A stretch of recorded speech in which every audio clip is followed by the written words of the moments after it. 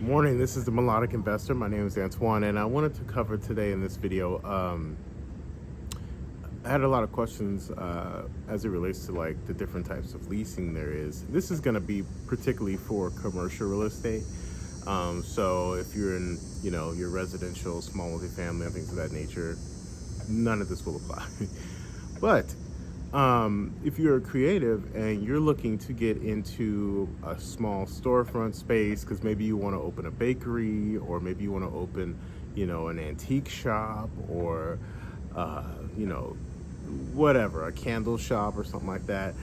This is going to, or retail, this is going to be those smaller operations who maybe don't require a ton of square footage. Because those are usually the people, and this is not no offense or anything, but who are maybe a little less sophisticated as it relates to understanding what a triple net lease is. Not a triple net lease, but I guess a commercial lease. So let's jump right in. Why don't we talk about the three different major types of leases that you will see when it comes to commercial leases. There's something called a gross lease, and then there's a gross modified, and then you have your triple net.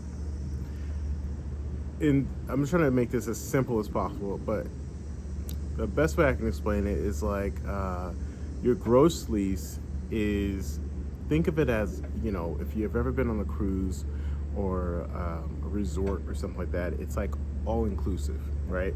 You pay one rate, and this is the cost, and this is everything you get included in that rate. That's typically a gross lease.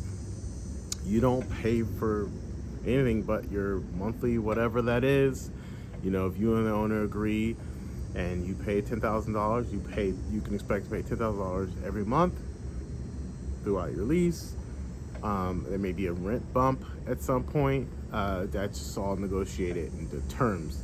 But the gross lease is, think of it as all-inclusive lease. And then you have your second lease, which is the gross modified. Think of that as if you've ever been on a resort or a cruise ship or anything like that. Your gross lease is when you pay your fee, but then you also pay for like drinks or something, an excursion. When you take a cruise, you pay for the cruise and all that other stuff is included, but then the excursions you have to pay extra. That's a gross modified essentially. You pay for additions, and that could mean you agree, you can negotiate with the owner like, hey, I want to pay my rent, base rent, and then I'll pay for my utilities, or I'll pay for I don't know, whatever that looks like, whatever you negotiate in the terms. That would be a gross modified. And then the last one you have is called a triple net lease. Triple net lease is probably a more standard lease when it comes to leasing. And basically what that means is everything is itemized. So think of it as your expensive steakhouse, like Ruth Chris or something like that. You're gonna pay for everything individually, right? If you've ever been to those type of restaurants, you pay for your steak, baked potato, broccoli, whatever. All of that is individual. There is no value meal where you get you can't go there and get a number one or whatever. It's usually everything is itemized and broken out, and spelled out very detailed in most cases. And that's what produces, they call it a CAM letter.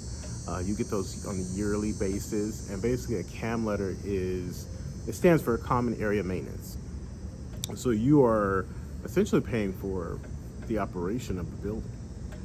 And so if you are a therapist and you only need I don't know, I'm just throwing these numbers out, a small office space to see patients in person once or twice a week, you may be on the triple net lease. And in that triple net lease, there is something they call a load factor. Most people don't realize this, but you go to a building, there's restrooms, and in those restrooms, there's toilet paper, there's soap, seat covers, you name it, right? Everything is broken out. There's utilities that keep the lights on, keep the gas running, heating, cooling, maintenance, obviously taxes and insurance. There's a lot of things that it takes to run a property. So when you are signing a triple net lease, it's not, or I shouldn't say just a triple net lease, but in commercial real estate in general, there's a lot of things that are happening behind the scenes that most people just don't think about. And why would you, right?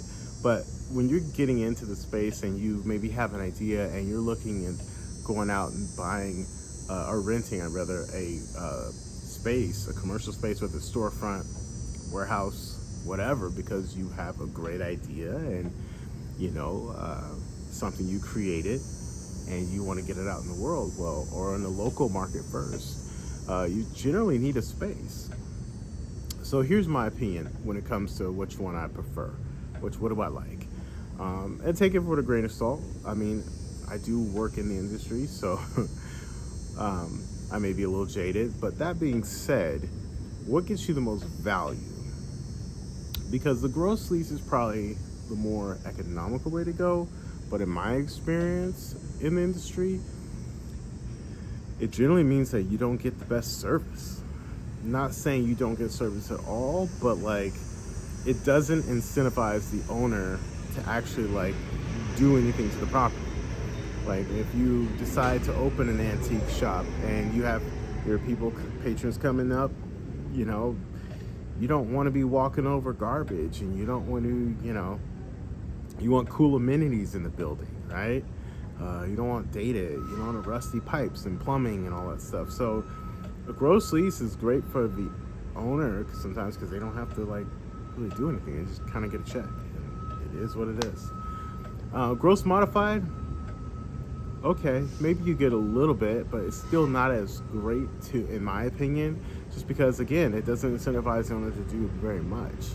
Now, there are some things that the owner will have to be responsible for, obviously they're providing you a shell, a roof, a working roof, right? Working air conditioning units and things of that nature. But even those air conditioning units, you may still have to have your own service contract in place. So it's not, it's not foolproof. But the triple net lease, the owner is incentivized to do everything. That means not only give you a nice space and a shell, but they also have to give you we're responsible for maintaining the air handlers and the units, and then, making sure all the lights have been redone and working, even the parking lot, even the parking lot lights and all of that. What else? Maintenance, making sure we do regularly, quarterly, annually maintenance inspections and things of that nature, so you don't run into any issues operating your space.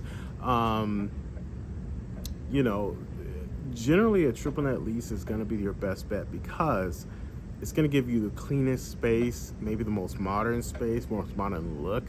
It's also going to make you feel good about putting your brand name on the building or something like that, right? And you might even see someone outside picking up trash, maintenance, wiping down things and that nature. So triple net lease, it incentivizes everyone to do a good job. Now, where most people get tripped up in the triple net is, we're going back to the cam here, they don't realize that it's annual. So think of it as almost like a tax. And every year, you can almost bet taxes will go up. They never go down. So, when you're when the property manager, someone like myself, is writing a budget, and ultimately it goes through several people, and then it has to be approved. If you're writing a budget, you may try and budget that building to operate on, okay, it's going to take us $40,000 to run this property. That includes taxes, insurance, maintenance, annual light inspections, garbage, recycling, all of the things you could think about. And we try to detail it out to where we know we can project out and say, okay, it shouldn't take us no more than $40,000 to run this building. Let's say you have, an RTU, that's just a fancy name for an air conditioning unit on top of the roof goes out. Well, you got no heating. Well, those can run $12,000 depending on the size of the space. Well, we couldn't anticipate that, so we got to pay it to get it up and running. So, now we're at what is it? We budgeted 40, so we're gonna hit, somewhere in $52,000 that it took us. And then when you get your letter, you're responsible for however much square footage you absorb in that building will be allocated to you. So like, if you have a 500 square foot space, well, you'll be charged accordingly, and that portion will go to you. So if you're responsible, if you were only going to get $2,000 was going to be your portion of annual expenses, and then we had this unforeseen thing that happened with the unit go down, well, now we have to bump you up to $4,000 just to cover that cost. So we thought we could run it at 40, we actually ran it at 52, and here's the $4,000 at your portion of that. And that's kind of how a triple net lease works, and I'm being super cut and dry here, but just to give you an idea what you could be thinking about when you're getting spaces. And to be honest with you, most of the time, the triple net leases, the owners that use those are the owners that take the best care of their properties because they're incentivized to. It's just not going to come out of their pocket as much. You know what I mean? They still have some financial responsibilities and things like that to provide you with the best service. But that's kind of a good way to at least get you thinking about it, get you started. If you really have this idea that you want to start some novelty, I know there's a lot of news out there saying like, retail's dead and, commercial estate. It's not. Has it died off? Sure. But is it gone somewhere? No. There's some things that people still want to come out and experience and see. So if you have a novelty idea, I still think you can. There's a market for it. You just got to find that and do lots of research. But I know lots of people who are just starting out, and maybe they were a clothes designer or something like that, and they wanted to open a boutique somewhere in an area that they're maybe from. I think there's still a market for that. So at any rate, if you want, I can give more detail on the triple net lease. Happy to. Let me know your thoughts in the comments, and if you like this type of content, please subscribe and like. All right, take care. Bye.